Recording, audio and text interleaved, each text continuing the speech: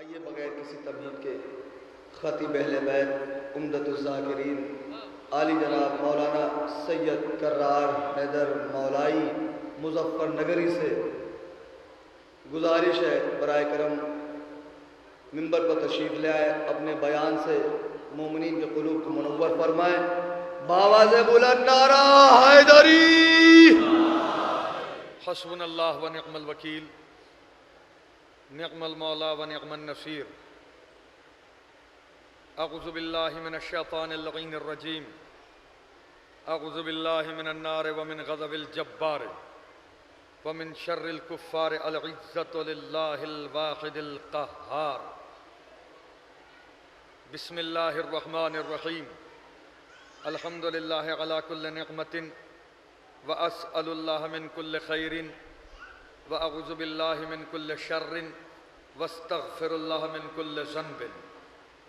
الصلاۃ والسلام وتحیۃ والاکرام علی سید اصل ما فی الوجود، سر اللہ فی کل موجود ونقطۃ دائرۃ الوجود، صاحب لواء الحمد والمقام المحمود، الخاتم لما سبق والفاتح لمن غلق، المعلن الحق بالحق، ابی القاسم محمد۔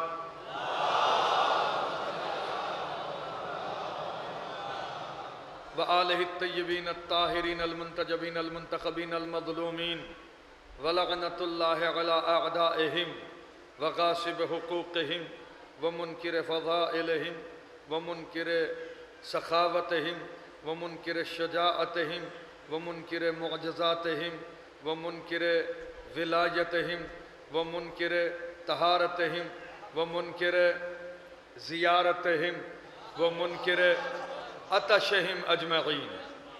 اللہم خص انت اول ظالم باللعن منی وابدأ بہ اولا ثم الثانی والثالث والرابع۔ اللہم لعن یزید خامسا ولعن عبید اللہ بن زیاد وابن مرجانة وعمر بن سعد وشمرا وآل ابی سفیان وآل زیاد وآل مروان الى یوم القیامہ۔ لعن اللہ بنی امیہ قاطبۃ۔ اللہم لعن اعداء آل محمد من الاولین والآخرین۔ اللہم لعن الجبت والطاغوت، اللہم لعن الجبت والطاغوت، اللہم لعن الجبت والطاغوت۔ اما بعد فقد قال رسول اللہ صلی اللہ علیہ وآلہ وسلم، ھذا حسین فاعرفوا۔ صلوات پڑھیں محمد و آل محمد۔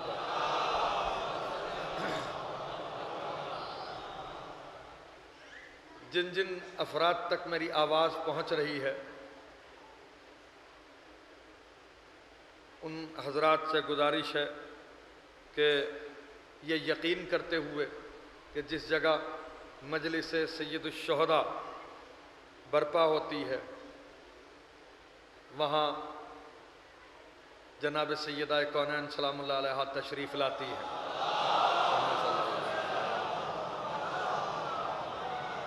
اس بات پہ جس کا جتنا یقین ہے اتنی بلند صلوات بی بی کے استقبال میں پڑھیں۔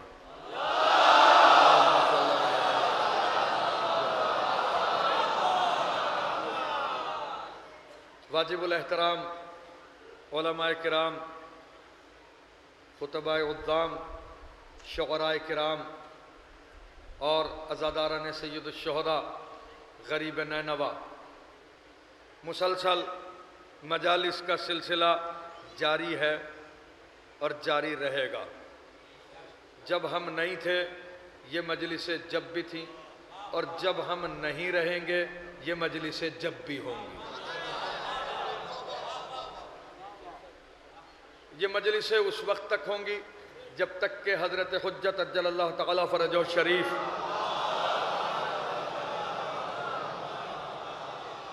پردہ غیب سے تشریف لانے کے بعد امام مظلوم حسین علیہ السلام کے خون کا انتقام نہ لیں۔ ان مجلسوں کے اوپر، یہ مجلسیں ہماری شہرگ حیات ہیں،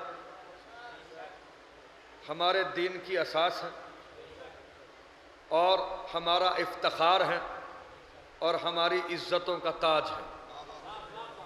یہ مجلسیں کہ ان مجلسوں کی وجہ سے ہم ہیں یہ مجلسیں ہماری وجہ سے نہیں ہیں. یہ مجلسیں ہم تک بہت آسانی کے ساتھ، جتنی آسانی سے ہم کر رہے ہیں اتنی آسانی سے ہم تک پہنچی نہیں ہیں. ان مجلسوں کو ہم تک پہنچانے کے لیے نہ جانے کتنی دیواروں کو ہم نے لالازار کیا ہے، نہ جانے کتنے خون کے سمندر ہم نے عبور کیے ہیں، نہ جانے کتنے زندانوں کو ہم نے زینت بخشی ہے، نہ جانے کتنے خون کے دریا ہم نے عبور کیے ہیں، نہ جانے کتنے سر تنوں سے اکھاڑے گئے ہیں، نہ جانے کتنے ہاتھ پاؤں جو ہے وہ قطع کیے گئے ہیں. مقصد فرش عزا کا بچھانا. الحمدللہ الحمدللہ جتنی تعداد میں مومنین اس فرش عزا پہ جمع ہیں، اتنے افراد جو ہے وہ اگر اتہاس اٹھا کے دیکھیں اور تاریخ کا جائزہ لیں تو گزشتہ صدیوں میں اتنے سامعین جو ہے وہ کبھی مجلس میں نہیں ہوئے. تو میرے عزیزوں، یہ مجلس جو ہے وہ ہماری شیرگ حیات ہے. یہ بات ذہن میں رکھیں. اور یہ مجلس جو ہے وہ معجزہ بھی ہے. اس نے معجزہ اسے کہتے ہیں جو عقلوں کو عاجز کر دے. اس مجلس نے کائنات عالم کو عاجز کیا ہوا ہے. اور آج پوری دنیا مل کے جو ہے وہ ان مجلسوں کی مخالفت کر رہی ہے. نہ جانے کس کس طریقے سے مخالفت ہو رہی ہے. آپ بھی واقف ہیں، میں بھی واقف ہوں. مگر الحمدللہ یہ ذکر حسین کا کمال ہے کہ جتنا اسے دبایا جاتا ہے اتنا ہی ابھر کے سامنے آتا ہے. نہیں سمجھے میرے سرکار؟ صلوات پڑھیں محمد و آل محمد پر. بس یہ مجلس مظلوم کربلا حسین علیہ السلام یہ معجزہ ہے. اس نے عقلوں کو عاجز کیا ہے. اور یہ بات یاد رکھیں بھائی، جو اہل موبائل ہیں ان سے میری گزارش ہے کہ برائے کرم اس موبائل کو اپنی جیب کے اندر جو ہے وہ رکھ لیں اگر ان تک میری آواز پہنچ رہی ہو. اس لیے کہ میں آپ کی اطلاع کے لیے بتا دوں کہ 50 سال سے زیادہ کا ریکارڈ انٹرنیٹ پہ پڑا ہوا ہے. بڑے بڑے خطبہ، بڑے بڑے دانشور، بڑے بڑے بلغا، بڑے بڑے ادبا ہیں، بڑے بڑے مفکرین کی تقاریر. وہ موضوع تو قبلہ ہمارے ذہن میں آ بھی نہیں سکتے 50 سال کے بعد تک بھی. جن موضوعات پہ انہوں نے تقریریں اور اشرے کے اشرے پڑھ دیے ہیں اور وہ ہر آدمی کے پاس جو ہے وہ موجود ہے. موبائل اور انٹرنیٹ جو ہے وہ سب کے پاس موجود ہے، فری میں موجود ہے نا. تو ہر آدمی کی جیب کے اندر جو ہے وہ پوری 50 سال کی تقاریر کا ریکارڈ موجود ہے. یہ میں آپ کی اطلاع کے لیے بتا دوں. مگر یہ بات یاد رہے کہ نہ تو کوئی انہیں سن پائے گا نہ کچھ. بہرحال یہ ایک ایسی روش ہے کہ جس نے ذکر امام حسین علیہ السلام کی اہمیت کے اوپر جو ہے وہ بہت بڑا اثر ڈالا ہے. اور اس کو جو ہے وہ ہلکے میں نہ لیجیے گا جو بات میں کہہ رہا ہوں. اب میں عزاداری کا معجزہ آپ کو بتا رہا ہوں کہ ایک معمولی سے معمولی آدمی کے پاس بھی جو ہے وہ انٹرنیٹ موجود ہے اور اس کی جیب کے اندر جو ہے وہ 50 سال کی بڑے بڑے مفکرین کی تقاریر کا ریکارڈ پڑا ہوا ہے. جب چاہے، جس وقت چاہے، جس موضوع پہ چاہے، جس عالم کی چاہے تقریر سن سکتا ہے. لیکن اتنی آوازوں کے بعد اور اتنی تقاریر کے بعد ہم جیسے لوگوں کو سن لیا جاتا ہے، یہ ذکر حسین کا معجزہ ہے. صلوات پڑھو محمد و آل محمد پر. یہ بات یاد رکھنا. تو میں جو بات کہہ رہا تھا آپ کے سامنے کہ یہ مجلسیں جو ہے وہ ہمارا افتخار ہیں اور یہ مجلسیں برپا کی جاتی ہیں. اور اس کا ایک عجیب اور مخصوص ثواب ہے کہ جو معصومین علیہ السلام کی لسان وحی ترجمان سے صادر ہوا ہے کہ مجلس کرنے والے کا کیا مرتبہ ہے، فرش بچھانے والے کی کیا حیثیت ہے، تبرک بانٹنے والے کی کیا حیثیت ہے، حسین کے نام پہ پانی پلانے والے کا کیا مرتبہ ہے، حسین مظلوم کی قبر مطہر کی زیارت کرنے والے کی کیا عظمت ہے، کیا شرف ہے، کیا منزلت ہے. میری بات پہ بھائی ذرا سا بھائی وقار پلیز میری طرف صلوات پڑھیں محمد و آل محمد. جانا چاہ رہے ہیں آپ کیا؟ تو بس میری طرف متوجہ رہیے. صلوات پڑھیے محمد و آل محمد پر. یہ ایک ایک بات کا، اور جتنی عزاداری مظلوم کربلا سے متعلق چیزیں ہیں ان سب کا معصومین علیہ السلام نے ثواب معین کیا ہے. اور پھر جب آپ جائزہ لیں گے ان تمام تر باتوں کا تو آپ کو پتہ چلے گا کہ عزاداری مظلوم کربلا سے متعلق جتنی چیزیں ہیں ان کا اتنا ثواب ہے کہ کسی چیز کا اتنا ثواب نہیں ہے. وجہ یہ ثواب دیا کیوں گیا ہے، یہ وجہ کیا ہے اس کی؟ مقصد اس کا یہی ہے میرے عزیزوں. اور اس پہ جتنا بڑا خرچہ دنیا کرتی ہے عزاداران امام حسین کرتے ہیں میرے عزیزوں، کوئی سوچ بھی نہیں سکتا، کوئی تصور بھی نہیں کر سکتا، اپنے دماغ میں بھی وہ فگر لا نہیں سکتا. ایک چھوٹی سی بات کہوں آپ کے سامنے کہ 4 کروڑ لوگ کم سے کم ماتم کرتے ہیں روزے عاشور.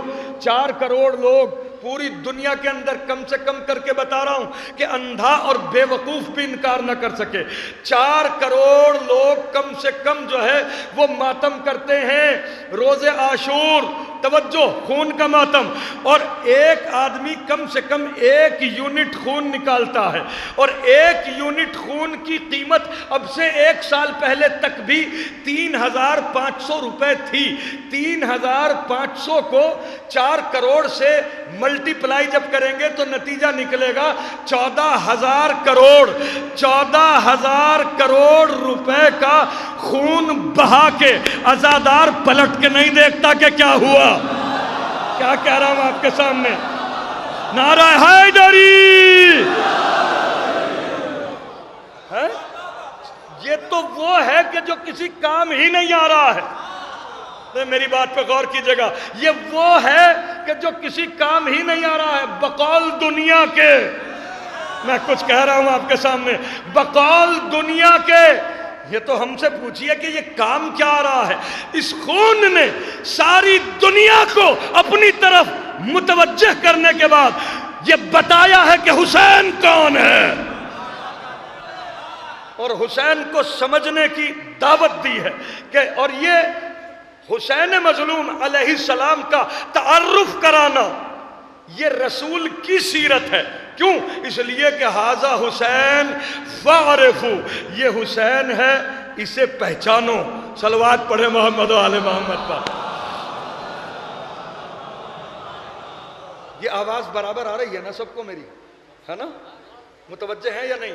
میں یہ سمجھ رہا تھا کہ بلب بھی لگے ہوئے ہیں، پتہ نہیں کس نے مشورہ دیا ہے کہ یہ لائٹ جو ہے وہ کبھی کبھی بند کر دی جائے، کبھی کبھی کھول دی جائے. اس سے کیا ہے کہ یہ ایک ذہنی کنسنٹریشن جو ہے وہ بالکل منقطع ہو جاتا ہے سب کا.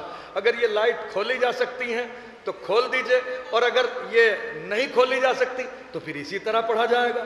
بآواز بلند صلوات پڑھیں. چلو بھائی، کیڑے اگر آ رہے ہیں تو مچھروں سے تو دنیا پریشان ہے ہی ہے. صلوات پڑھیے محمد و آل محمد، ہے نا؟ تو یہ جتنا بھی جو کچھ ہو رہا ہے میرے عزیزو، یہ سب کا سب کس لیے؟ تاکہ ہم زمانے والوں کو حسین مظلوم کا تعارف کرائیں. اس لیے کہ تعارف حسین ایک اہم ترین موضوع ہے، اور اسی لیے میرے سرکار جتنے ثواب اور جتنی بھی چیزیں ہیں یہ سب کی سب اسی پہ اتنا ثواب دیا گیا ہے کہ دنیا سمجھ سکے کہ حسین کون ہے. کتنے لوگ جاتے ہیں کربلا معلی زیارت کے لیے، اور اس کے کیسے کیسے ثواب بتائے ہیں فضیلت حسین علیہ السلام میں اور فضیلت زیارت کربلا میں. اگر آپ کہیں تو ایک ایسی حدیث سناؤں کہ طبیعت خوش ہو جائے. ابھی میں یہاں آیا تو مجھ سے بہت سارے لوگوں نے کہا کہ قبلہ ہم یہ چاہتے ہیں کہ آپ کے ساتھ زیارت کے لیے جائیں. ہم یہ چاہتے ہیں کہ ہم آپ کے ساتھ زیارت کے لیے جائیں. ان کے دماغ میں ہے کیا بات؟ ان کے دماغ میں یہ بات ہے کہ بھائی میں چونکہ زیادہ گیا ہوں وہاں ان کی بنسبت، تو مولانا صاحب جو ہے وہ ہم جتنی زیارتیں وہاں کریں گے ان تمام تر ارکان کو مکمل طریقے سے جانتے ہیں، ذرا ہمیں بہتر سے بہتر طریقے سے کروا دیں گے. ایک بات بتائیے کہ حج جو ہے، حج، توجہ، حج ایک اہم ترین عبادت، اور یہ بتا دوں آپ کی اطلاع کے لیے کہ حج جو ہے وہ سب سے ٹف عبادت ہے، سب سے مشکل ترین عبادت. حج ہے۔ کیسے کہ دیکھو مستطیع ہونا، ایک کارے دار پہلے مستطیع ہو آدمی، پھر مستطیع ہونے کے بعد حج کی سعادت کے لیے سوچنا کہ میں حج کے لیے جاؤں، دوسری بات ہوئی۔ تیسرے جب حج کے لیے چلا تو ایک بات اور کہ بھائی قرضدار نہ ہو، پریشان حال نہ ہو، بدحواس نہ ہو، یہ تمام تر چیزیں فقہی مسائل ہیں یا نہیں قبلہ؟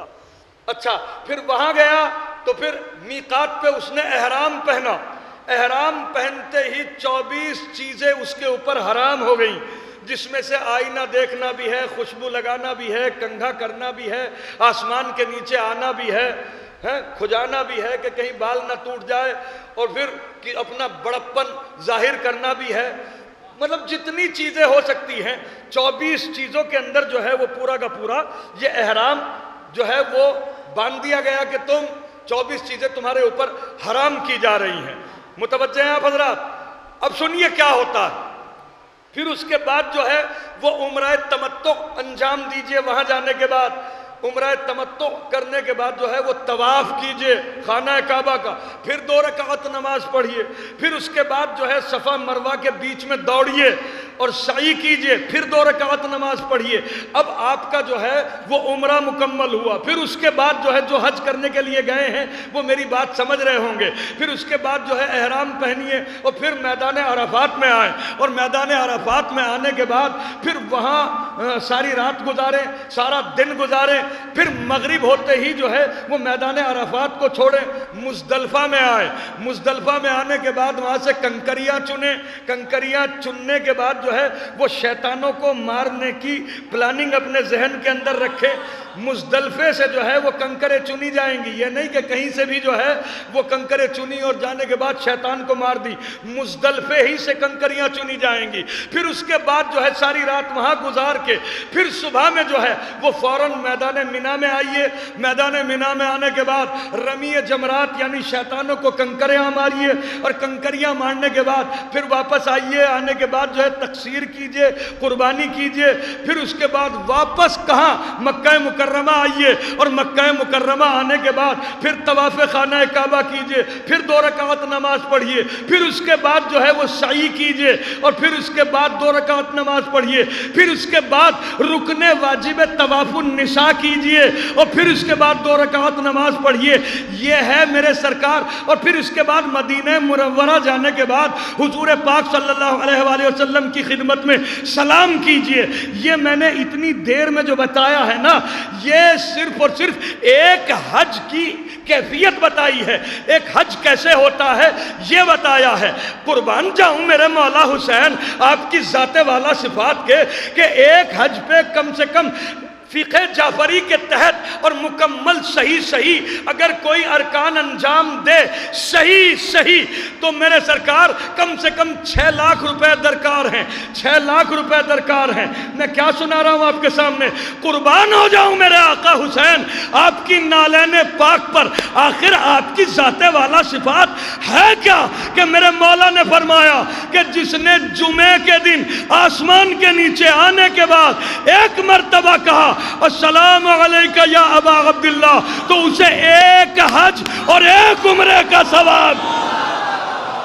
ہائے ہائے ہائے ہائے،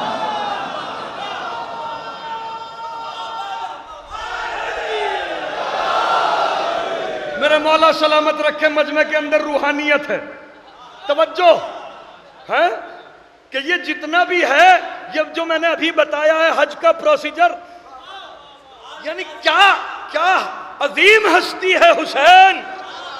اور یہ صرف ایک ہی دفعہ نہیں، کیوں قبلہ الحمدللہ مدت سے آپ نے فقہ پڑھی ہے قم کے اندر، اور بہترین طالب علموں میں رہے ہیں آپ۔ خداوند عالم اہل بیت کے صدقے میں آپ کی توفیقات میں اضافہ فرمائے۔ مولانا کلب حسنین صاحب قبلہ ہمارے زمانے میں جو ہے سینئر طالب علموں میں تھے، اور وہاں جو ہے باقاعدہ نظامت کے فرائض انجام دیتے تھے، مجلسیں پڑھتے تھے، اور ایک مدت تک جو ہے وہ وہاں پڑھا۔ میں صحیح کہہ رہا ہوں نا کہ جتنا حج کا پروسیجر ہے، یہ جتنا بھی ہے، جتنی بھی تمام تر ارکان ہیں، یہ سب کے سب جو ہے وہ السلام علیکہ یا ابا عبداللہ، میں کچھ کہہ رہا ہوں، یعنی پورا کا پورا حج ایک السلام علیکہ یا ابا عبداللہ میں ہے۔ جمعے کے دن. اور صرف بات یہیں پہ نہیں، بات یہیں تمام نہیں کی میرے مولا نے قبلہ، بات یہیں تمام نہیں کی بلکہ عمرہ بھی ہے ساتھ. نہیں متوجہ ہوا آپ حضرات؟ اچھا صرف یہی نہیں، حج ایک سال میں ایک ہی دفعہ آتا ہے، یہ بات یاد رکھیے گا. حج ایک سال میں ایک ہی دفعہ آتا ہے بھائی شکیل، ایک ہی دفعہ آتا ہے ایک سال میں حج. میرے مولا نے کہا کہ جمعے کے دن اگر کوئی 5 مرتبہ زیر آسمان آنے کے بعد کہے السلام علیکہ یا ابا عبداللہ، تو اسے 5 حج اور 5 عمرے کا ثواب. یعنی وقت کو کیسا سمیٹا ہے یہ کس کے احترام میں؟ آپ کی زبان میں میگنیٹ لگی ہوئی ہے کہ اتنا ثواب ابزورب کر لے؟ نہیں متوجہ ہوئے آپ حضرات؟ یہ حسین علیہ السلام کی وہ محبت ہے کہ جو اللہ کو حسین سے ہے. یہ اس محبت کا طفیل اور صدقہ ہے. یہ تو میں نے بتایا گھر بیٹھے ہوئے جتنی چیزیں میں نے حج کے احکامات میں بتائیں ہے نا، کتنی ٹف عبادت ہے، کوئی ایک چیز بھی اگر رہ گئی تو حج جو ہے وہ مکمل نہیں ہوتا. یہ تو بات طے ہے نا. اب آئیے آگے ایک قدم اور آگے بڑھیں. توجہ، اگر کوئی عالم ربانی آپ کو بلائے، بھئی جتنی چیزیں میں نے بتائیں یہ ضروری تھوڑی کہ ہر آدمی کے یاد ہوں، تو وہ کوشش یہ کرے گا، کیا کوشش کرے گا قبلہ؟ کہ کوئی ایسا آدمی میرے ساتھ ہو کہ جو مجھے مکمل طریقے سے یہ سارے ارکان کروا دے، تاکہ میرے پیسے برباد نہ ہو، میرا وقت برباد نہ ہو، یہ عبادت صحیح طریقے سے ہو جائے. تو آدمی جو ہے وہ قبلہ و کعبہ کی خدمت میں آئے گا، حضور میں آپ کے ساتھ حج پہ جانا چاہتا ہوں. اچھا اگر کوئی عالم ربانی، عالم مجتہد، عالم دورہ، مقلد جس کی تقلید کی جاتی ہے، وہ عالم جو ہے وہ بلائے آپ کو کہ آپ ہمارے ساتھ حج کے لیے آئیں، آپ کیسا محسوس کریں گے؟ بتائیے بتائیے. اچھا اگر آپ کو جناب ابو ذر بلا لیں کہ آپ ہمارے ساتھ حج پہ چلیے، نہیں متوجہ ہو سکے آپ حضرات. جناب سلمان بلا لیں ہیں. اب دیکھو بات تو پہنچانا، چاہے کوئی اسے سن کے چپ رہے یا سبحان اللہ کہے، یہ تو اس کے اپنے نصیب کی بات ہے. مجھے تو بات پہنچانی ہے اور بس. چونکہ دنیا زیارت کی مخالف ہے اور زیارت کے لیے نہ جانے کیا کیا ہتھ کنڈے لوگوں نے اپنائے، ISI بنایا، داعش بنائے کہ کسی صورت جو ہے وہ زائرین امام حسین علیہ السلام کے اس سلسلے کو روک سکے. مگر یہ بھی تاریخ گواہ ہے کہ نہ شہادت رکی نہ زیارت رکی. کیا کہہ رہا ہوں آپ کے سامنے؟ تو وہ کون سی چیز ہے، وہ کون سی چیز ہے کہ جو انسان کو زیارت کا جذبہ دیتی ہے؟ وہ بات ہے صادق آل محمد کی لسان وہی ترجمان سے نکلے ہوئے الفاظ. اب جس کے دل کے اندر جو ہے وہ اضطراب ہے کہ میں سناؤں تو میں کیسے سناؤں؟ میرے عزیزوں بہت قبلہ بس لطف آ جائے گا، تحفہ دے کے جا رہا ہوں. یہ حدیث آپ کو میرے مولا نے فرمایا، قبلہ توجہ، کہ جو روز عرفہ حسین مظلوم کی قبر کی زیارت کرے، آ رہی ہے نا آخری آدمی تک آواز؟ بھائی لطف آ جائے گا سن کے. میرے آقا نے فرمایا کہ جو روز عرفہ حسین مظلوم کی قبر کی زیارت کرے، گویا اس نے امام عصر عجل اللہ تعالی فرجہ الشریف کے ساتھ 10 لاکھ حج انجام دیے. کیا سنایا میں نے؟ اور بات یہی نہیں چھوڑی، بات یہ بتائی کہ 10 لاکھ حج 12ویں امام علیہ السلام کے ساتھ اور 10 لاکھ عمرے، 10 لاکھ عمرے رسول کے ساتھ انجام دیے. 10 لاکھ عمرے اور 10 لاکھ حج، یعنی پہلے محمد کے ساتھ 10 لاکھ عمرے، آخری محمد کے ساتھ 10 لاکھ حج، یہ 7 کا مطلب کیا ہے؟ میں جو کہہ رہا ہوں 7 کا مطلب کیا ہے کہ حجت خدا اس کے ارکان حج میں ایک ایک عمل کے اوپر گواہ ہے کہ یہ صحیح ہے۔ صلوات پڑھیے محمد و آل محمد پر۔ یہ ہے محبت حسین۔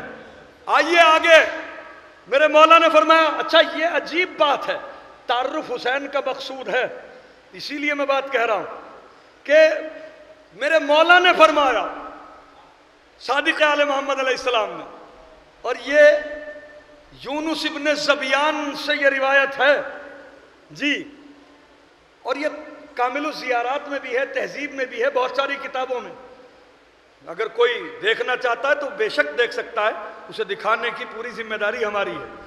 توجہ کہ جو روز عاشور حسین پہ گریہ‌وزاری کے ساتھ قبر حسین کی زیارت کرے تو اس نے گویا 14 معصومین کے ساتھ 20 لاکھ حج، 20 لاکھ عمرے، 20 لاکھ غزوات میں حصہ لیا۔ یہ سب کیوں ہے؟ کس لیے؟ توجہ، یہ حسین کے احترام میں۔ اے میرے مولا، آپ جو یہ بتا رہے ہیں، اتنا ثواب بتا رہے ہیں، یہ تو لوگوں کی عقلیں جو ہے وہ عاجز آ جائیں گی اسے سوچتے سوچتے کہ ایک حج کے اوپر کتنے ثوابات، اللہ اکبر۔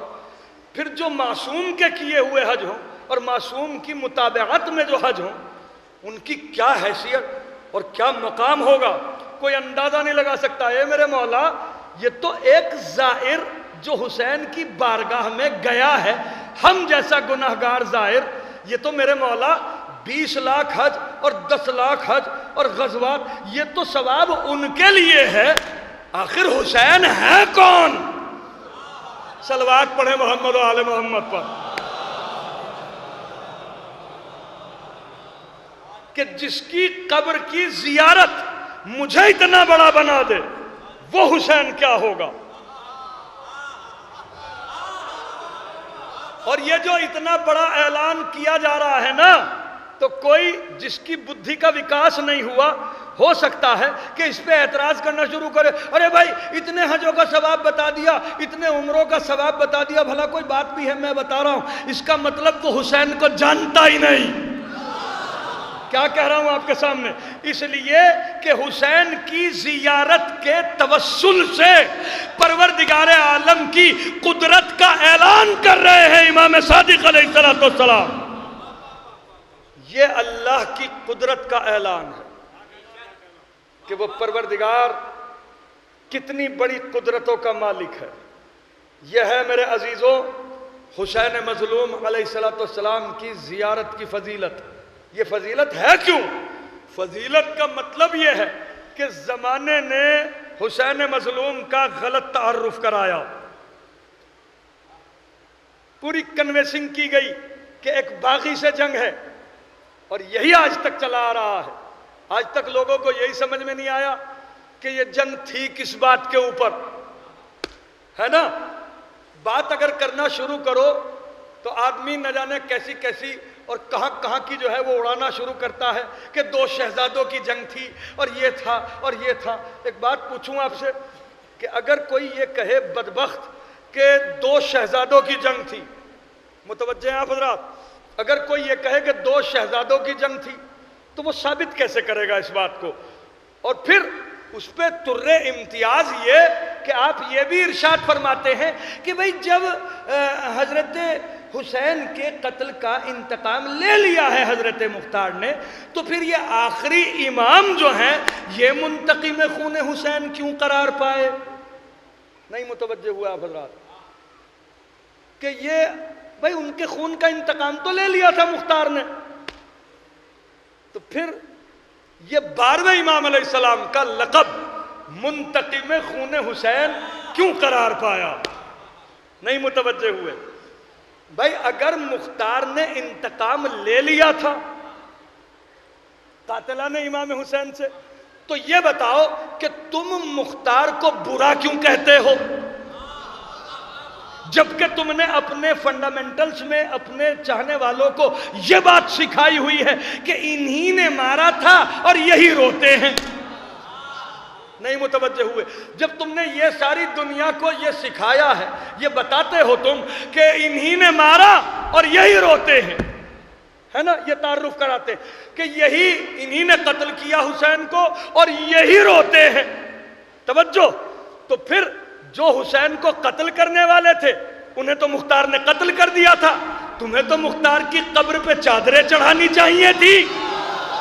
ارے نہیں متوجہ ہو سکے آپ حضرات، تمہیں تو چادریں چڑھانی چاہیے تھی جناب مختار کی قبر پہ۔ یہ تم جناب مختار کو برا کیوں کہتے ہو؟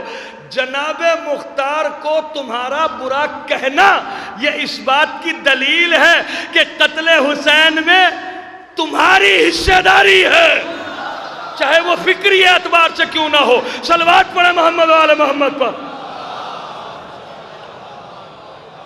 اور اسی لیے تمہیں ہم نے تنہا نہیں چھوڑا۔ لعن اللہ امتن قتلت کا، ولعن اللہ امتن ظلمت کا، ولعن اللہ امتن سمعت بذالک فرضیت بہی، کہ جس نے قتل کیا اس پہ بھی لعنت، جس نے ظلم کیا اس پہ بھی لعنت، جس نے اور جو ظلم کرنے والوں کے ظلم کو دیکھ کے اس پہ راضی رہا قیامت تک، اس پہ بھی لعنت ہے۔ تو اب ظاہر سی بات ہے کہ یہ روز عاشور دیکھ لینا کہ لعنت کس کس تک آ رہی ہے۔ اگر کوئی حسین مظلوم کی شہادت پہ گریہ زاری کرتا ہوا دکھائی دے، اس پہ اللہ کی رحمت ہوتی ہے، اور جہاں خوشی کے آثار دکھائی دے وہاں لعنت آ رہی ہوتی ہے۔ صلوات پڑھے محمد وآل محمد پر۔ تعارف حسین کا غلط کروایا لوگوں نے۔ حسین مظلوم علیہ السلام نے جب مدینہ چھوڑا، 28 رجب کو مدینہ چھوڑا، ایک خط لکھا کس نے؟ یزید ملعون نے، خدا لعنت کرے یزید کے اوپر۔ اس نے ایک خط لکھا، اور خط لکھنے کے بعد خط میں لکھا کیا کہ حسین مظلوم علیہ السلام سے جو ہے وہ بیعت لو۔ بیعت کا مطلب کیا ہے؟ کہ کوئی اللہ نہیں، کوئی رسول اللہ نہیں، کوئی قرآن نہیں، کوئی جبریل نہیں آیا۔ یہ ایک بنی ہاشم کا ڈھونگ تھا حکومت حاصل کرنے کے لیے، لہٰذا آج ہم خلیفہ ہیں اور حکومت ناجائز طریقے سے ہی صحیح ہمارے ہاتھ میں ہے، تو لہٰذا قانون جو ہم بنائیں گے وہی قانون جو ہے وہ آپ کو ماننا پڑے گا۔ حسین مظلوم علیہ السلام نے کہا بھائی اس پہ تو ہم دستخط نہیں کر سکتے، کہا کہ ہم آپ کو قتل کریں گے، کہا یہی ہم چاہتے ہیں۔ نہیں متوجہ ہوا آپ حضرات؟ 28 رجب کو حسین ابن علی علیہ السلام مدینہ منورہ سے نکلے۔ کئی گھنٹے پڑھنے کے پلان سے آیا ہوں مولانا صاحب میں، صلوات پڑھو محمد وآل محمد پر۔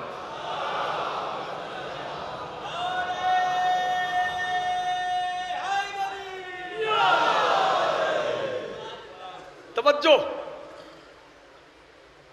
28 رجب کو حسین ابن علی نکلے، کہاں سے؟ مدینہ منورہ سے۔ اگر ڈائریکٹ آتے کتنے دن لگتے آنے میں بتائیے؟ 10-12 دن میں آ جاتے کربلا معلیٰ۔ پہنچے 2 محرم کو۔ یہ اتنے دن حسین ابن علی کہاں رہے؟ کہا بھائی مکہ مکرمہ آ گئے۔ اب مکہ مکرمہ میں آنے کے بعد جو ہے کئی مہینے رہے۔ ایسا حسین نے کیا کیوں؟ یہ جو لوگ کہتے ہیں نا 2 شہزادوں کی جنگ تھی، توجہ، حسین ابن علی علیہ السلام نے جب مدینہ چھوڑا، بہت سی باتیں جو ہے وہ دماغ میں رکھنے کی ہوتی ہیں، وہ دماغ میں رکھیے گا ان باتوں کو۔ حسین نے مدینہ چھوڑا 28 رجب کو، تو بہت سارے لوگ جو ہے وہ حسین کے قافلے میں ساتھ ساتھ۔ ذہن کے اندر خیال کیا تھا قبلہ؟ ذہن کے اندر خیال یہ تھا کہ حسین ابن علی ان کے پاس قانون بھی ہے، ان کے پاس طاقت بھی ہے، ان کے پاس تلوار بھی ہے، ان کے پاس گفتار بھی ہے، اور یہ واقعتاً حقیقتاً اس حکومت کے مستحق ہیں۔ لہذا ہم ان کے لشکر میں ان کے ساتھ چلتے ہیں۔ یزید ملعون، خبیث الطینت، ناجائز قبضہ اس کا تخت کے اوپر ہے، تخت حکومت کے اوپر، اس کا کوئی حق ہی نہیں بنتا، تو لہذا حسین ابن علی جائیں گے، اور جانے کے بعد چونکہ حسین کے پاس طاقت بھی ہے، فوراً جانے کے بعد یزید کے پرخچے اڑا دیں گے، اسے تخت سے گھسیٹ دیں گے، اور پھر حسین ابن علی جو ہے وہ تخت پہ جب قابض ہو جائیں گے تو پھر حکومت حسین کے ہاتھ میں ہوگی۔ تو چونکہ میں حسین کے لشکر میں ہوں تو میں اونٹ منتری بنوں گا، بکریوں کا منترالیہ میرے پاس رہے گا، کھجور منترالیہ میرے انڈر میں رہے گا۔ اپنے ذہن کے اندر دنیا سجا کے حسین کے قافلے میں آئے۔ کیا کہہ رہا ہوں میں آپ کے سامنے؟ اپنے ذہن میں دنیا سجا کے حسین کے قافلے میں انہوں نے شرکت کی۔ حسین تو کہتے ہی اسے ہیں کہ جو ہونے کو ہونے سے پہلے جانتا ہو۔ صلوات پڑھیے محمد و آل محمد پر۔ پابندی لگائی ہوئی ہے میرے اوپر کہ میں کچھ کہوں گا نہیں، بہرحال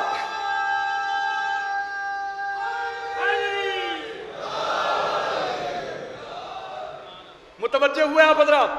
حسین ابن علی نے وہاں سے ان کو منع نہیں کیا، ایک منزل تک اس پورے قافلے کو لے کے آئے، اور پھر ایک عجیب و غریب خطبہ ارشاد فرمایا جس میں حضرت نے یہ فرمایا، کہا سنو، آگاہ ہو جاؤ اور بیدار ہو جاؤ، میں حکومت کے لیے نہیں جا رہا ہوں، میں حکومت کے لیے نہیں جا رہا ہوں، میں مرنے کے لیے جا رہا ہوں، جسے مرنا ہو وہ میرے ساتھ آئے۔ تو یہ تو چیپٹر یہی بند کر دیا حسین ابن علی علیہ السلام نے کہ کوئی یہ اعتراض کر سکے کہ وہ تو حکومت کے لیے گئے تھے۔ صلوات پڑھیے محمد و آل محمد پر۔ میں کیا کہہ رہا ہوں آپ کے سامنے؟ یہ بات تو یہی بند کر دی، یہ تو دفتر ہی بند کر دیا قبلہ، کہ کوئی یہ کہے کہ حکومت کے لیے گئے تھے۔ اچھا، ادھر ایک ایک نقل و حرکت کے اوپر یزید ملعون کے جاسوس لگے ہوئے ہیں، اور بار بار اس کو اطلاع دی جا رہی ہے کہ حسین ابن علی اتنی دوری پہ آ گئے ہیں، حسین ابن علی یہاں تک آ گئے ہیں، حسین ابن علی مکہ مکرمہ میں آ گئے ہیں، اور یہاں پہ حضرت جو ہے وہ حاجیوں سے متعارف ہو رہے ہیں، لوگ آ رہے ہیں۔ ادھر جیسے جیسے حسین بڑھتے جاتے ہیں، یزید ملعون نے اس کی بھی جو ہے بے چینی بڑھتی چلی جا رہی ہے۔ توجہ میرے عزیزوں، اے میرے مولا حسین، اے میرے آقا حسین، 10 دن لگتے ہیں آپ کو صرف مدینے سے کربلا آنے میں۔ آپ جانتے ہیں کہ قتل ہونا ہے، 28 رجب کو سفر نہ شروع کرتے، محرم سے 10 دن پہلے شروع کر دیتے، لیکن یہ آپ نے جو اتنا بڑا وقت دیا ہے یزید کو، میرے مولا کیوں؟ کہا کہ دیکھو اب حسین ابن علی معاذ اللہ یعذر باللہ، یہ تو سوچنا بھی کفر ہے کہ حسین موت سے ڈرے۔ ارے جس کا بھتیجا موت کا ذائقہ بتائے اسے حسین کہتے ہیں۔ صلوات پڑھیے محمد و آل محمد پر۔ پتہ نہیں کس طریقے سے آپ حضرات جو ہے وہ، جس کا بھتیجا جو ہے وہ موت کا ذائقہ بتائے وہ موت سے ڈرے گا؟ معاذ اللہ یعذر باللہ۔ لیکن اس میں پالیسی اور سیاست کیا تھی؟ سیاست یہ تھی کہ یزید، میرا غلط تعارف کرایا ہے تو نے، اور تجھے میں آفر کر رہا ہوں کہ جہاں تک تم میرے متعلق غلط کنوینسنگ کر سکتا ہے کر لے، جتنے لوگ جمع کر سکتا ہے کر لے، جہاں تک تیری حکومت ہے۔ یہ میں موت سے نہیں ڈر رہا ہوں، موت کو ٹال نہیں رہا ہوں، بلکہ میرا تجھے یہ آفر ہے کہ جہاں تک تو یہ پیغام پہنچا سکتا سکتا ہے میری مخالفت میں، جہاں تک تو فوجیں جمع کر سکتا ہے میرے خلاف جمع کر۔ کل میرے نانا نے میرے بابا علی مرتضیٰ کا تعارف کروایا تھا غدیر میں، جو پیچھے رہ گئے تھے انتظار کیا تھا، جو آگے بڑھ گئے تھے واپس بلایا تھا، اور تب کہا تھا من کنت مولا ہو فہذا علی مولا۔ اب یہ ضروری تھوڑی ہے کہ ہر دفعہ مجمع ہم جمع کریں، اب کے ترتیب ایسے ہوگی کہ مجمع جمع کرے گا تو، اعلان کریں گے ہم۔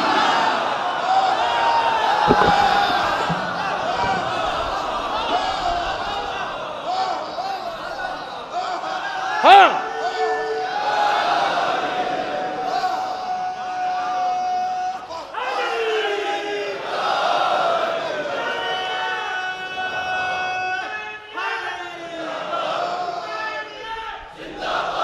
بلند آواز سے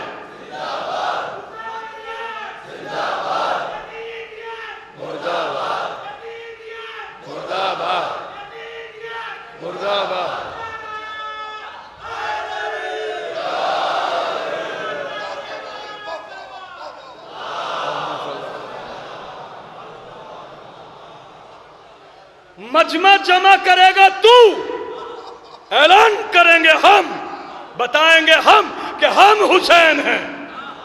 ہائے ہائے ہائے ہائے، ہم حسین ہیں۔ کائنات کا ذرہ ذرہ چیخ کے کہے گا کہ حسین کون ہے۔ اس لیے کہ فوج میں سب کے سب لڑنے نہیں آتے، ہائے فوج میں سب کے سب لڑنے نہیں آتے، چھولداریاں والے بھی ہوتے ہیں، ٹینٹ لگانے والے بھی ہوتے ہیں، کھانا بنانے والے بھی ہوتے ہیں فوجیوں کا۔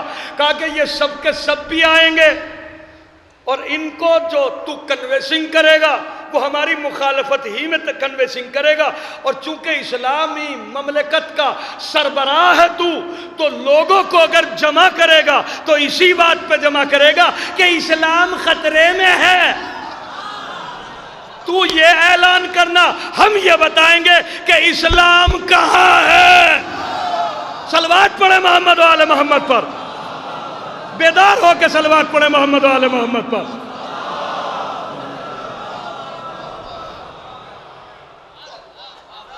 ہے نا؟ مجمع تو جمع کر، اعلان ہم کریں گے۔ اور قبلہ ایسا ہی ہوا، ایسا ہی ہوا۔ یزید ملعون نے تو حسین کو قتل کر دیا، تو یہ تو جیت جانا چاہیے تھا۔ ہائے ہائے ہائے، یہ تو جیت جانا چاہیے تھا۔ جب سر کو تن سے جدا کر دیا، کہا کہ اسی لمحے کا تو انتظار تھا ہمیں۔ حسین نے نوکے نیزہ پہ جانے کے بعد کہا میں حسین ہوں۔ اور نوکے نیزہ پہ سورہ کہف کی تلاوت کرنے کے بعد جیسے ہی حسین ابن علی نے یہ اعلان کیا، ہائے میں کیا کہہ رہا ہوں، وَلَا تَحْسَبَنَّ الَّذِينَ قُتِلُوا فِي سَبِيلِ اللَّهِ أَمْوَاتٌ بَلْ أَحْيَاءٌ عِندَ رَبِّهِمْ يُرْزَقُونَ، کہ جو لوگ راہ خدا میں قتل کر دیے گئے انہیں مردہ گمان بھی نہ کرنا، بلکہ وہ تو زندہ ہیں اور اپنے رب کی طرف سے رزق پاتے ہیں۔ سارے مسلمان ٹکرے مار مار کے مر جاتے، قرآن مجید کی اس آیت کی تعویل نہ ملتی۔ حسین نے نوکے نیزہ پہ جانے کے بعد کہا قرآن حق ہے، ہم کہہ رہے ہیں۔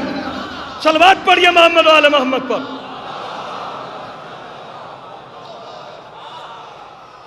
جو قرآن کے اللہ کی کتاب ہونے کی تصدیق کرے اسے حسین کہتے ہیں۔ حسین علیہ السلام کی عظمت، شخصیت، عزیزوں، یہ سب کا سب حسین ابن علی علیہ السلام نے بیان بھی لیے، سب کے روز عاشور سب کے بیان لیے، اور ایسے بیان لیے کہ دودھ کا دودھ پانی کا پانی کر دیا، اور وجہ بھی پوچھ لی۔ کیسے پوچھ لی جناب وجہ؟ دودھ کا دودھ پانی کا پانی کیسے کیا؟ بلایا لشکر یزید والوں کو، جو بڑے بڑے افسران تھے، عمر سعد بھی تھا، سعد ابن ابی وقاص کا بیٹا، یہ صحابی رسول ہے، صلوات پڑھے محمد و آل محمد پر۔ میں کہہ رہا ہوں آپ کے سامنے. عمر سعد ملعون سے بلایا. بلانے کے بعد کیوں قتل کرنا چاہتا ہے مجھے؟ کیا میں نے حلال محمدی کو حرام کیا؟ کہا نہ. ارے متوجہ نہیں ہو سکے آپ حضرات. کہا نہ. کیا میں نے حرام محمدی کو حلال کیا؟ کہا کہ نہیں. یہ نہیں کر رہا ہے، یہ حسین کے بے جرم ہونے کی گواہی دے رہا ہے.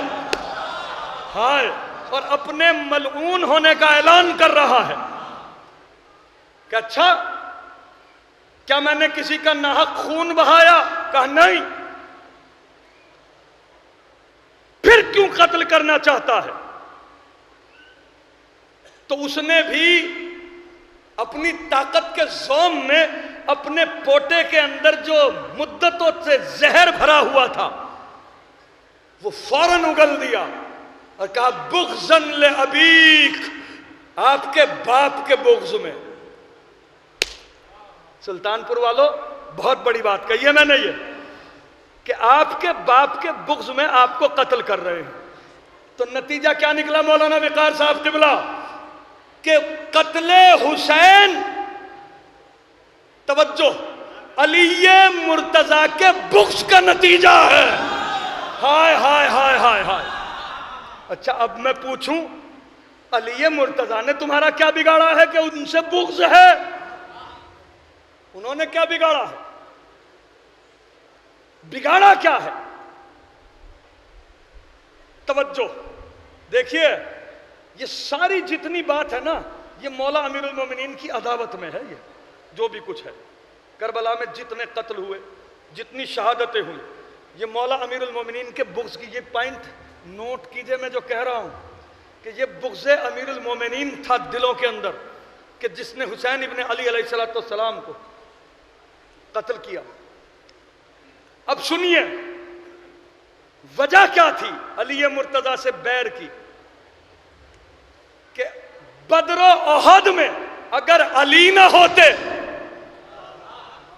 تو اولاد ابو سفیان کے سارے ارمان پورے ہو گئے تھے. لیکن امیر المومنین علی علیہ السلام ہی کی تو موجودگی تھی کہ بدر و حنین اور احد جو ہے وہ فتح ہوئی. اگر بدر میں مولا امیر المومنین نہ ہوتے تو جتنے نام نہاد لوگ تھے وہ تو فرار کر ہی گئے تھے. تو بغض جو تھا وہ یہ تھا کہ اگر یہ نہ ہوتے تو ہم محمد کو قتل کر لیتے. یہ تھی سب سے بڑی عداوت اور بھیانک عداوت، جس کی وجہ سے جو ہے اچھا ہر موقع پہ جو ہے وہ مولا امیر المومنین کی مخالفت. آج بھی جو ہے وہ قلم کار مولا امیر المومنین کی مخالفت کر رہے. اس زمانے میں بھی جو ہے وہ بڑے بڑے قلم کار، دھوکے باز، دسیسہ کار، جالساز خریدے گئے کہ جو علی مرتضیٰ پہ الزام لگا سکے اور ان کی برابری کرنے کی کوشش کر سکے. صلوات پڑھیے محمد والے محمد پہ. ایک بات یاد آئیے، سنا کے جاؤں گا. پھر بابا بلند صلوات پڑھو محمد والے محمد پر. کہ کسی بھی قیمت پہ علی مرتضیٰ کی برابری کرو، یہ ایک خواب، اور یہ خواب جو ہے وہ خواب ہی ہو کے رہا ہے. برابری کون کر سکتا ہے؟ مولا امیر المومنین علی علیہ السلام.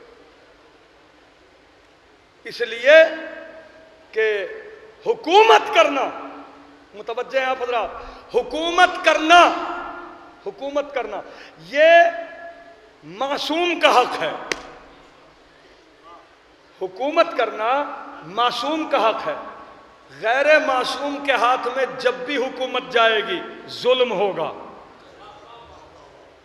وہاں حکومت کے منصب پہ غیر معصوم تھے. حضرت علی علیہ السلام کو اس بات سے انکار تھا، چونکہ بے شک مولا امیر المومنین علی علیہ السلام کو رسول مقبول صلی اللہ علیہ وآلہ وسلم اپنا جانشین بنا کے گئے تھے. مگر وہاں کیا ہوا قبلہ؟ وہاں ہوا الیکشن، ڈیموکریسی، جمہوریت. اب ایک بات کہہ رہا ہوں بھائی، شعراء کرام یہاں موجود ہیں. جانتے ہو جمہوریت کسے کہتے ہیں؟ ڈیموکریسی. 199 عقل مند اور 200 پاگل برابر جمہوریت. نہیں سمجھے میری بات؟ 199 عقل مند سپر انٹلیکچول اور 200 پاگل برابر جمہوریت. چونکہ پاگلوں کا 1 ووٹ زیادہ ہے لہذا حکومت کرنے کا حق اسے ہے. نہ علم، نہ فہم، نہ طاقت، نہ کچھ. بڑا علمی نکتہ تھا جو ماشاءاللہ بہت سنجیدگی سے سنایا آپ نے، اللہ آپ کو اچھا رکھے. بہرحال یاد ہونا چاہیے. توجہ، یہ مولا امیر المومنین علی علیہ السلام کی مخالفت اور پھر ان کے منصب کو غصب کرنا اور پھر ان کے القابات میں چوری کرنا، یہ کیا تھا؟ لوگوں کے دماغوں کو اپنی طرف متوجہ کرنا.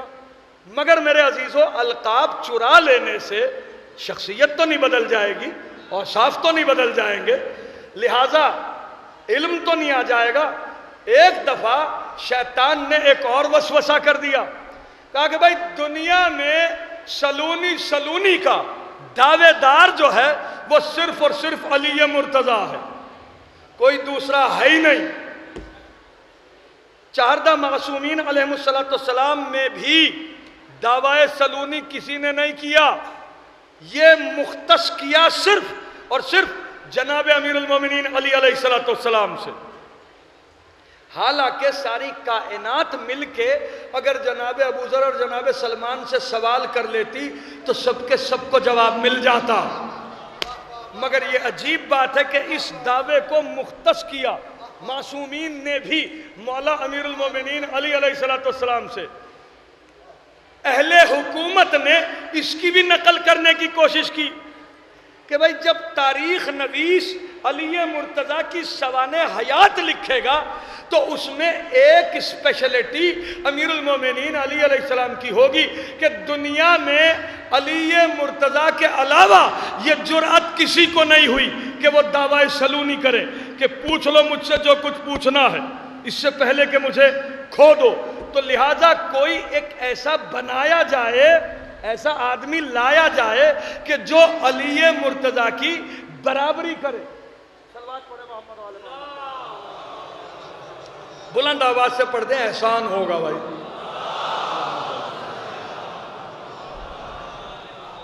کوئی ایسا آدمی لایا جائے کہ جو علی مرتضیٰ کی برابری کرے. چھانٹا گیا ایک آدمی،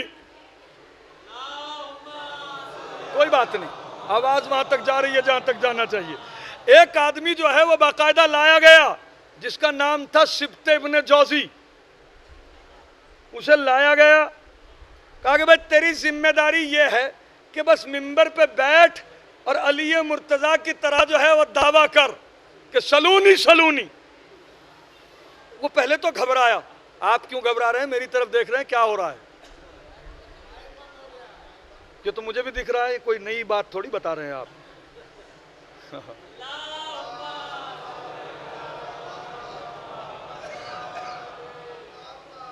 پہلے یہ بتاؤ مائک کے کھلنے سے پہلے کہ بور تو نہیں ہو رہے ہو میری بات سے؟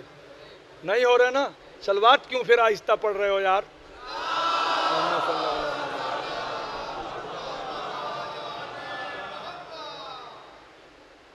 اب اگر میری طرف متوجہ جو میں کہا گیا میں صلوات پڑھیے محمد والے محمد پر. مسئلہ تھا علی مرتضیٰ کی برابری دکھانا کہ جب تاریخ نویس علی مرتضیٰ کی سوانح حیات لکھے تو یہ لکھے کہ بھائی اگر علی مرتضیٰ نے دعوی سلونی کیا تھا تو سبط ابن جوزی بھی تھے، انہوں نے بھی دعوی سلونی کیا تھا. حضرت علی ہی کی کون سی ایسی بات ہوئی؟ اس کے پاس گئے، کہا کہ بھئی بہت بڑے عالم ہیں آپ. کسی جاہل کو اگر عالم بتایا جانے لگے تو پھول جاتا ہے. ہاں، کہا کہ بس ایک بات ہے، تاریخ میں تمہارا نام ہوگا، جب تاریخ پڑھی جائے گی تو علی مرتضیٰ کے برابر میں تمہارا بھی نام سجا ہوا ہوگا کہ اگر دعوی سلونی علی مرتضیٰ نے کیا ہے تو سبط ابن جوزی بھی تھے، انہوں نے بھی دعویٰ کیا سلونی کا. کہا کہ مگر میں اس کا جواب کہاں سے لاؤں گا، پتہ نہیں کون کون کیا کیا پوچھنے لگے. دیکھ رہا ہوں آخری آدمی تک توجہ کہ میں کیسے بتاؤں گا یہ سوالات، پتہ نہیں کوئی کیا پوچھنے لگے.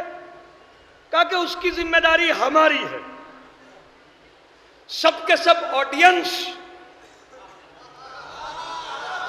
یہ ہمارے ہوں گے، سوال پوچھنے والے ہمارے لوگ ہوں گے، کسی دوسرے کو ہم پوچھنا ہی نہیں دیں گے، میڈیا ہمارا ہوگا.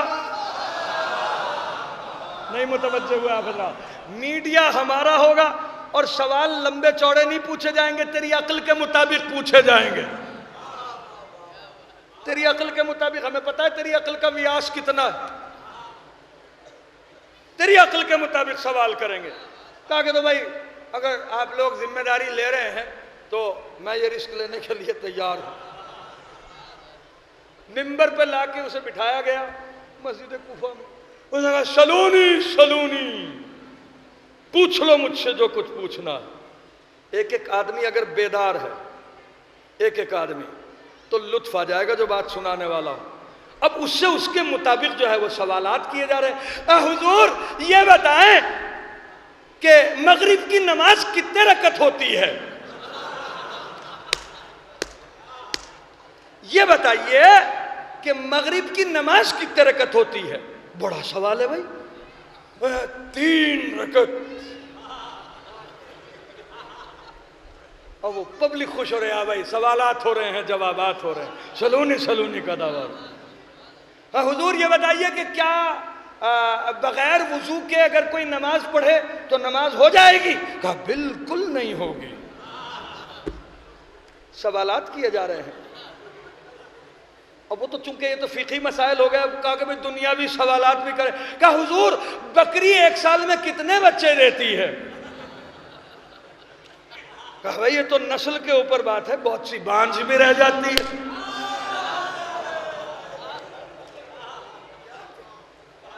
اللہ آپ کو اچھا رکھے، صلوات پڑھو محمد والے محمد پر. وہ تو سوالات لکھے جا رہے ہیں نا وہاں، وہ تو میڈیا لگا ہوا ہے سارا کا سارا. کہا کہ سوالات ہو رہے ہیں، علی مرتضیٰ کی برابری ہو رہی ہے. 1 دن گزر گیا، 2 دن گزر گئے، 3 دن گزر گئے. علی مرتضیٰ کی ایک چاہنے والی، اس کو جلال آ گیا. کہا سنا ہے سبط ابن جوزی میرے آقا کی برابری کرنے کی کوشش کر رہا ہے، چلو آج سوال ہم کرتے ہیں. ہائے ہائے نعرہ حیدری. کہا چلو سوال آج ہم کریں گے. برقع اوڑھ کے آئی، آنے کے بعد کہا کہ کیا مجھے بھی سوال کرنے کی اجازت ہے؟ ہاں ہاں ہاں پوچھئے پوچھئے. کہا کہ یہ بتائیے کہ خلفائے راشدہ میں کون کون ہے؟ بھائی دیکھو یہ علمی بات ہے، یہ اب اگر کوئی سمجھ سکتا ہے تو میں تو پڑھ ہی تو سکتا ہوں. اب یہ ضروری تھوڑی کہ پڑھوں بھی میں اور سمجھوں بھی میں، ہے نا. انہوں نے پوچھا کہا خلفائے راشدہ کہ یہ کون کون ہے؟ کہا کہ ایک تو وہ ہیں اور ایک وہ ہیں اور ایک وہ ہیں. کہا اچھا اس میں تو نے حضرت علی کا نام نہیں لیا؟ کہا ہاں وہ بھی ہیں. کہا اچھا تو یہ تو سب کے سب حق پہ ہوں گے غالباً. ارے متوجہ نہیں ہو سکے آپ حضرات. ہاں یہ تو غالباً سب کے سب حق ہی پہ ہوں گے. ارے بھائی حق پہ ہیں، چاروں حق پہ ہیں، یہ قانون ہے. ہاں اصول میں ہے یہ بات کہ خلفائے راشدہ حق پہ ہیں. کہا کہ تو چاروں اگر یہ حق پہ ہیں، حضرت سلمان پتہ نہیں کہاں، ان کے بارے میں کیا خیال ہے؟ کہا بھائی بزرگ صحابی تھے، بہت اچھے صحابی تھے یہ. کہا کہ یہ پتہ نہیں دفن کہاں ہوئے ہیں؟ کہا کہ مدائن میں. کہا مدائن کہاں ہے؟ مدائن کہا کہ مدائن ہے عراق میں. کہا اچھا یہ مدائن میں دفن ہے؟ تو انہیں دفن پتہ نہیں کس نے کیا تھا یہاں اتنی دور مدینہ منورہ سے. ارے بھائی یہ جلیل القدر صحابی ہیں، حضرت علی علیہ السلام نے ان کو دفن کیا ہے. اب یہ میڈیا لکھ رہا ہے، حکومت خوش ہو رہی ہے، او جسے ہم نے جو ہے وہ وراجمان کیا تھا ممبر کے اوپر سلونی کا تھا، بھئی یہ تو سارے کے سارے جوابات صحیح دے رہا ہے. متوجہ نہیں ہیں آپ حضرات، یہ تو سارے کے سارے جوابات صحیح دے رہا ہے. کیا کہنے، یہ تو ہماری تو بالکل بات بہت اچھی چل جائے گی. توجہ، اب کیا ہوا قبلہ، اس نے ایک شاٹ مارا فوراً. کہا کہ اچھا بھئی یہ جو ہے حضرت سلمان کو دفن کیا کس نے؟ کہا حضرت علی نے. کہا حضرت علی تو مدینے میں رہتے تھے، سلمان کا انتقال ہوا مدائن میں. تو یہ حضرت علی مدینے سے ہزاروں کلومیٹر مدائن میں آئے کیسے؟ ارے تمہیں معلوم نہیں؟ حضرت علی کرم اللہ وجہہ وہ تو معجزات پہ حاوی تھے، معجزات کے ذریعے سے یہاں آئے. آنے کے بعد حضرت سلمان کو انہوں نے دفن کیا. کہا کہ سرطان کے قافیے کا ایک آدمی مدینے میں رہتا تھا. قربان ہو جاؤں آپ کی سماعت کے. سرطان کے قافیے کا ایک آدمی، یہ مائک کی تو نظر نہیں ہو گیا جملہ، ایک مدینے میں رہتا تھا. نام لوں یا ایسے ہی بول دوں؟ ہاں. کہا کہ تیسرے خلیفہ جو ہے وہ بھی تو یہ کہاں قتل ہوئے تھے جنہیں؟ ارے بھائی مدینے میں باغیوں نے ان کو جو ہے وہ بلوائیوں نے قتل کر دیا تھا. کہا کہ اچھا تو پھر کیا ہوا؟ کہا کہ باغیوں نے اور بلوائیوں نے ان کو قتل کر دیا تھا. 3 دن تک ان کی لاش، اتنے مظلوم تھے کہ 3 دن تک ان کی لاش ادھر ادھر پڑی ہوئی پھری. کا کمال ہو گیا، 3 دن تک ان کی لاش دفن نہیں ہوئی. کہا کہ نہ. کہا کہ کیوں؟ حضرت علی کہاں تھے؟ حضرت علی علیہ السلام کہاں تھے؟ کہا کہ مدینے میں تھے. کہا کہ سلمان کو تو مدائن میں آ کے دفن کرے، اسے مدینے میں بھی دفن نہیں کرتے، تو ان میں سے حق پہ کون تھا؟ اب اگر یہ کہے کہ یہ حق پہ نہیں ہے، انہوں نے یوں نہیں پڑھائی، بس 2 ہی باتیں ہیں، معاذ اللہ یاذن باللہ، یا تو تیرا قانون غلط ہے کہ سب حق پہ ہیں، یا پھر بات یہ ہے حضرت علی علیہ السلام نے نماز جنازہ کیوں نہیں پڑھائی، یا تو وہ اس لائق نہیں تھا کہ علی نماز پڑھاتے. نہیں متوجہ ہوئے آپ حضرات؟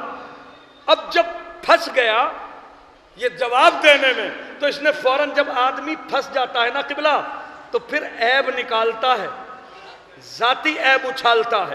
اس نے فوراً ایک دم کہا کہ یہ بتا کہ تو اپنے شوہر کی اجازت سے یہاں آئی ہے یا اپنے آپ آئی ہے؟ اگر تو اپنے شوہر کی اجازت سے آئی ہے تو تیرے شوہر پہ لعنت، اور اگر اپنے آپ آئی ہے تو تیرے اوپر لعنت. کہا کہ لعنت بعد میں کرنا، ایک حضرت علی علیہ ایک سوال اور بتا دے چلتے چلتے.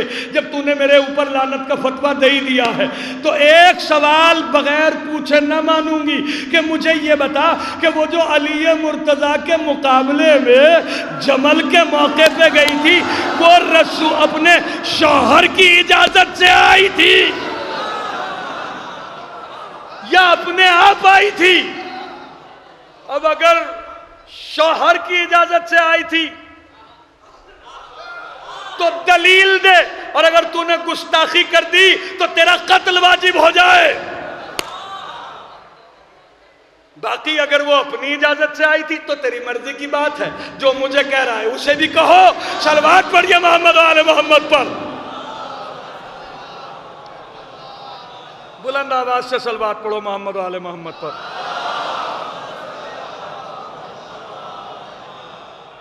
یہ ہے میرے عزیزوں، یہ ہے عداوت حضرت علی علیہ السلام کی. مگر جس نے بھی یہ دعویٰ کیا، جب بھی کیا، ذلیل ہوا، اسی لمحے ذلیل ہوا۔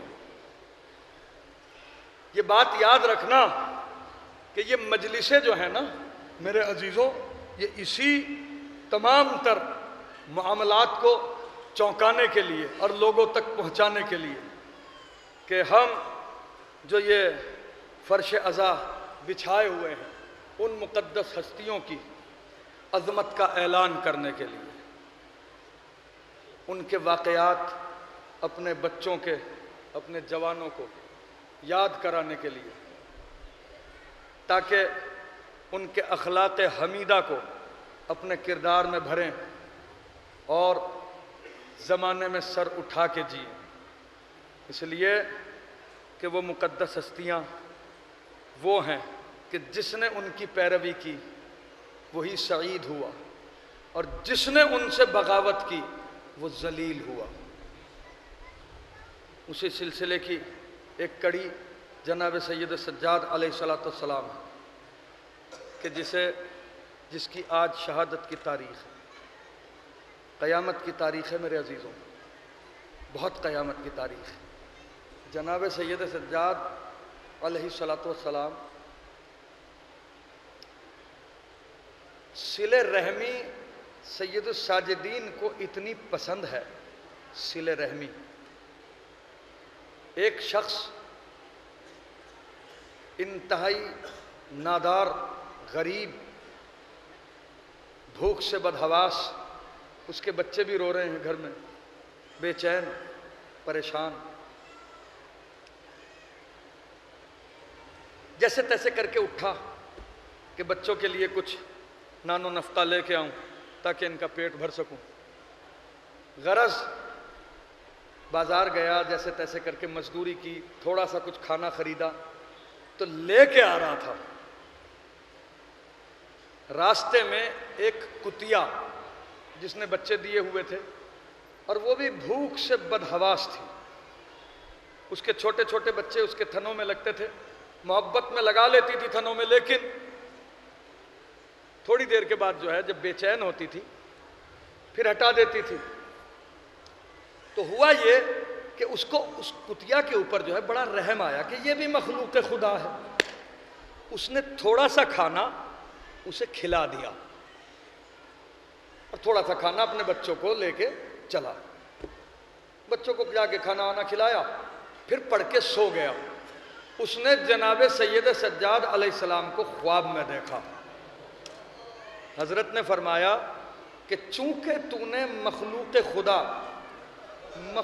خدا پہ رحم کیا، لہذا میں تجھے اپنے پدر بزرگوار حسین مظلوم کی قبر کی زیارت کی بشارت دیتا ہوں۔ سمجھ میں آیا؟ اب ایک بات کہہ دوں اور پھر یہی ربط مصائب ہے کہ اگر کوئی پست مخلوق کو، کتے کو بھی کھانا کھلا دے ذی روح سمجھ کے کہ اس کے بھی جان ہے صلہ رحمی کے تحت، تو سید ساجدین کو یہ عمل اتنا پسند ہے کہ کربلا کی زیارت کی بشارت دے دے۔ اگر کوئی ان کے بابا حسین کے نام پہ پانی پلا دے تو اس کا کیا مقام اور کیا مرتبہ ہوگا جناب سید سجاد کی نظر میں۔ میرے سرکار، اسی لیے میں آپ کی خدمت میں عرض کروں، 1000 مرتبہ آپ نے سنا ہوگا کہ جناب سید سجاد مجلس میں تشریف لاتے ہیں، مجلس میں تشریف لاتے ہیں۔ جانتے ہیں کہ کیوں آتے ہیں؟ اس لیے کہ جب جناب سید سجاد سے رخصت ہونے کے لیے آئے ہیں حسین، رخصت آخر کے لیے، تو جناب سید سجاد کے رخسارے پہ اپنے زخمی رخسارے کو ملنا شروع کیا۔ جب جناب سید سجاد سے اٹھا نہیں گیا تو بازو پکڑ کے ہلایا اور کہا، میرے لال سجاد، تمہارا مظلوم باپ رخصت آخر کے لیے آیا۔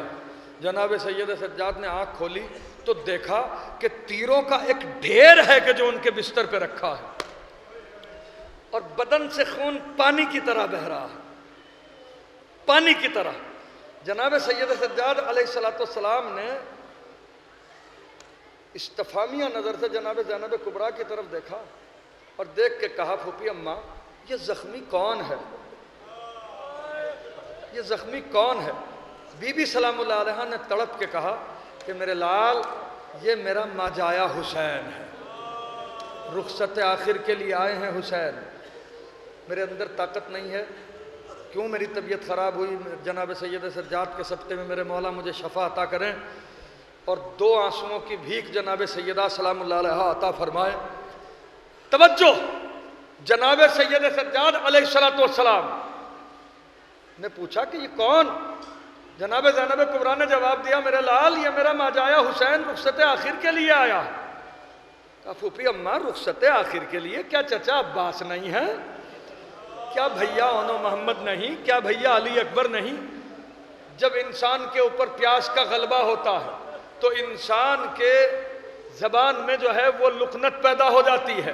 اور جناب سید سجاد علیہ السلام نے تڑپ کے جب پوچھا نا تو حسین نے یہ بات کہی میرے لال بس یہ سمجھ لے کہ مردوں میں تیرے اور میرے علاوہ کوئی نہیں ہے، مردوں میں تیرے اور میرے علاوہ اب کوئی نہیں ہے۔ جناب سید سجاد علیہ السلام نے قبضہ شمشیر کی طرف ہاتھ بڑھایا، حسین نے ہاتھ پہ ہاتھ رکھ دیا، ہاتھ پہ ہاتھ رکھ دیا حسین ابن علی علیہ السلام نے۔ میرے لال تجھے تو نہ جانے کتنی مرتبہ شہید ہونا ہے، تجھے تو ابھی شام غریبہ میں شہید ہونا ہے، تجھے تو بازار کوفہ میں شہید ہونا ہے، تجھے تو زندان شام میں شہید ہونا ہے۔ میرے لال میری کچھ وصیت سن، اور وہ وصیت یہ کہ جب زندان شام سے چھوٹ کے جانا تو میرے شیعوں کو میرا سلام کہہ دینا۔ اے شیعو تمہیں حسین نے اس وقت سلام کہا جب تم عالم وجود میں بھی نہیں تھے۔ سمجھ میں آیا کہ جناب سید سجاد مجلس میں کیوں تشریف لاتے ہیں؟ تاکہ جب عزاداروں کو روتا ہوا دیکھیں تو کہیں کہ اے میرے بابا حسین کی مظلومی پہ رونے والے، میرے بابا نے رخصت آخر کے موقع پہ تجھے سلام کہا ہے، میرے عزیزو حسین نے تمہیں سلام کہا ہے رخصت آخر کے موقع پہ۔ اور جناب سید سجاد وہ ہیں کہ جو ساری زندگی روئے اور ایسے رونے والے ہیں، روایت کے کلمات ہیں کہ اس طرح روتے تھے جناب سید سجاد کہ وضو کا پانی آتا تھا آنسوؤں سے مضاف ہو جاتا تھا۔ جناب سید سجاد اس طرح روتے تھے کہ روتے روتے جو ہے حضرت کی آنکھوں سے خون جاری ہو جاتا تھا۔ عزیزو نہ کوئی ان کی محبتوں کا اندازہ لگا سکتا ہے۔ ارے جناب سید سجاد علیہ السلام کی کتنی بڑی قربانی اور کتنی جو ہے وہ عظیم مصیبت ہے یہ کہ جناب امام حسین علیہ السلام کو باعجاز امامت آ کے جناب سید سجاد نے دفنایا ہے۔ جانتے ہو کہ جناب سید سجاد امام ہیں، جناب زینب کبریٰ سلام اللہ علیہا شریکت الحسین ہیں۔ شریکت الحسین جانتے ہو کیوں کہا جاتا ہے؟ انتہائی محبت تھی جناب زینب کبریٰ کو حسین مظلوم علیہ السلام سے، اور محبت کا اظہار شہزادی سلام اللہ علیہا کا کس طرح ہے روایت میں کہ بی بی سلام اللہ علیہا جب نوافل ادا فرماتی تھی نا تو پھر ایسی جگہ کھڑی ہوتی تھی کہ جہاں نیت کرنے سے پہلے حسین کے چہرے کو دیکھ لیں اور پھر اس کے بعد جب نماز تمام کر لے تو پھر حسین مظلوم کے چہرے کی زیارت کرے۔ ارے جو نماز کی ابتدا میں اور نماز کی انتہا میں جب حسین مظلوم کے چہرے کو دیکھنے والی اور ان کی زیارت کرنے والی نے جب حسین مظلوم کے سر کو تن سے جدا ہوتے ہوئے دیکھا ہوگا تو اس کے دل کے اوپر کیا گزر گئی ہوگی میرے عزیزوں، نہ کوئی اندازہ لگا سکتا ہے۔ ارے 11 محرم کو جس وقت جناب زینب کبریٰ سلام اللہ علیہا میدان کربلا سے گزاری گئی ہیں تو جانتے ہو کہ کیا حالت تھی؟ ارے پہچانتی کیسے حسین ابن علی علیہ السلام کو؟ اس لیے کہ سر کاٹنے کے بعد نیزوں پہ جو ہے روانہ کر دیے گئے اور لباس لوٹ لیے گئے۔ پہچانا جاتا ہے آدمی یا تو لباس سے پہچانا جاتا ہے یا پھر صورت سے پہچانا جاتا ہے۔ لباس بھی لٹ گئے، سر بھی کٹ کے جو ہے وہ بھیج دیے گئے۔ جناب زینب کبھی اس طرف جاتی ہیں کبھی اس طرف جاتی ہیں، ارے میرا ماجایا حسین کہاں ہے؟ میرا ماجایا حسین کہاں ہے؟ ارے کوئی میرے ماجائے حسین کی خبر مجھے دے دے۔ ارے جناب زینب کبریٰ سلام اللہ علیہا کو جب جناب امام حسین کی لاش نہ ملی تو روایت کے کلمات ہیں کہ بی بی تڑپ کے کربلا کے ریگزار پہ بیٹھ گئی اور آسمان کی طرف دیکھ کے کہا اے پروردگار مجھے میرے ماجائے حسین سے ملا دے۔ ارے فرات سے 2 کبوتر اڑے جن کی منقار میں پانی تھا، انہوں نے آنے کے بعد ایک کٹی ہوئی گردن کے اوپر وہ پانی بہا دیا تو جناب زینب کبریٰ نے تڑپ کے کہا انت اخی، کیا تو ہی میرا بھائی ہے؟ کیا تو ہی میرا ماجایا حسین ہے؟ میرے عزیزوں، جناب زینب کبریٰ سلام اللہ علیہا اپنے زخمی بھائی کے لاشے سے لپٹ گئیں اور کس طرح جدا کی گئیں یہ کوئی بتا نہیں سکتا اس کیفیت کو۔ حق اور انصاف سے بتائیے، بی بی نے تو خود اس بات کا شکوہ کیا ہے کہ فیا عجونی اسکبی بنی بنت النبی، میری آنکھوں گریا کرو میرے ماجائے حسین پر، اس لیے کہ میرے ماجائے حسین پہ رونا ہی عقل مند کی دلیل ہے۔ اور پھر کہا کہ اے دنیا تو وہی دنیا ہے کہ جس دنیا کو میرے ماجائے حسین کے قتل کی قیمت میں لوگوں نے مانگا ہے، وہ حسین ابن علی کہ جس کی لاش کو اور جس کے قتل کو ہوتے ہوئے دیکھ کے جناب زینب کبریٰ کبھی نہ بھلا پائی۔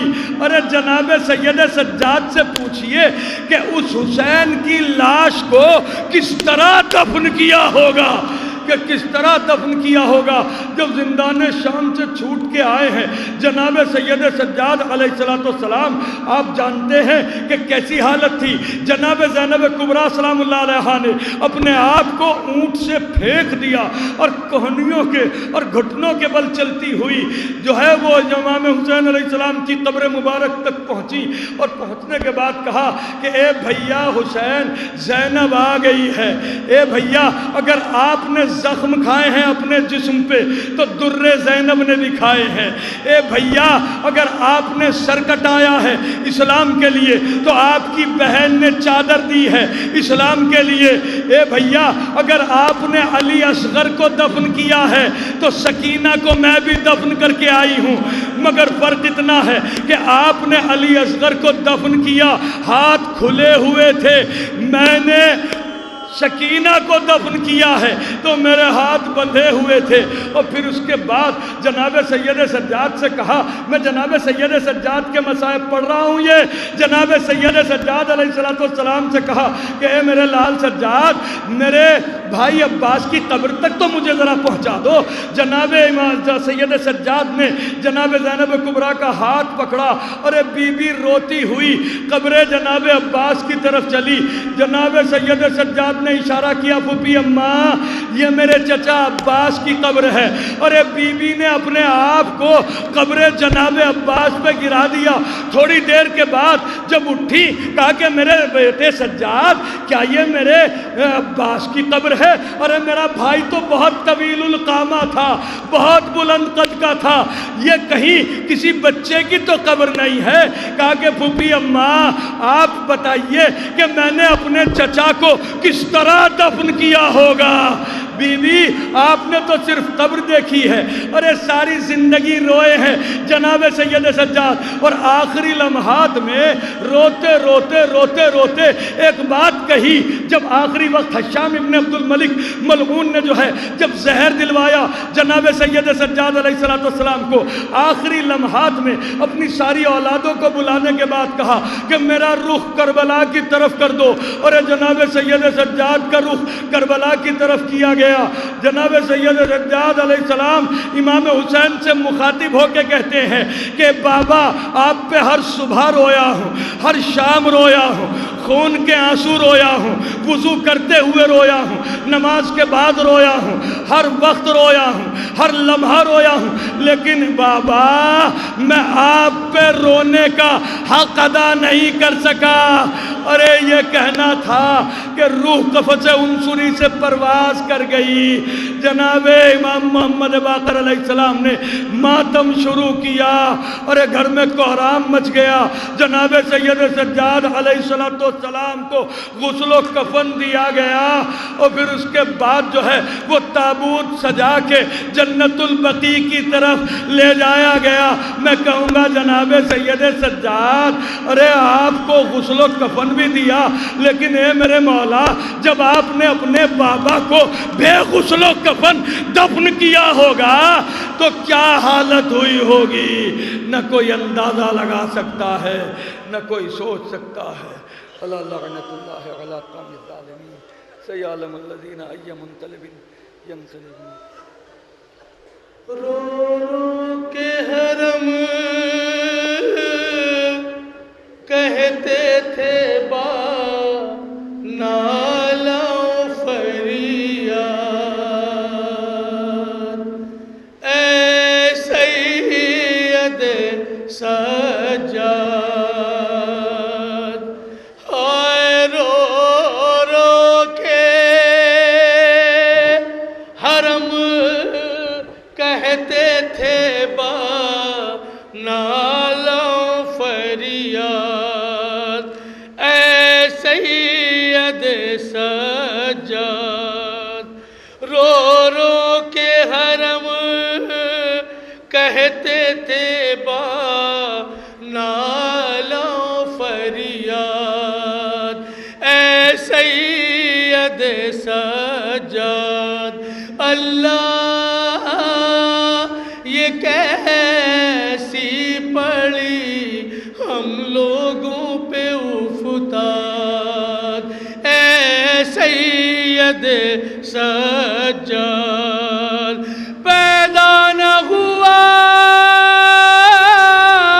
ایسا کوئی عابد و زاہد ہائے معبود ہے شاہد. پیدا نہ ہوا ایسا کوئی عابد و زاہد معبود ہے شاہد. ہائے خالق کی رضا کرتی تھی ہر وقت تمہیں یاد اے سید سجاد. ہائے کیوں کر کوئی کہہ سکتا سیری میں عبادت اے سید سجاد. کیوں کر کوئی کہہ سکتا سیری میں عبادت اے وائے مصیبت اے زندہ میں عبادت کی پڑی آپ سے بنیاد اے زندہ میں عبادت کی پڑی آپ سے بنیاد اے سید سجاد. اے تابوت اٹھاتے ہیں تیرا بادل ناشاد اے سید سجاد. اے عمر آپ کی گزری تو سو باتوں علم میں اے شبیر کے غم میں عمر آپ کی گزری تو سو باتوں علم میں اے شبیر کے غم میں اے تا عمر ہوئے رنج و مصیبت سے نازاد اے تا عمر ہوئے رنج و مصیبت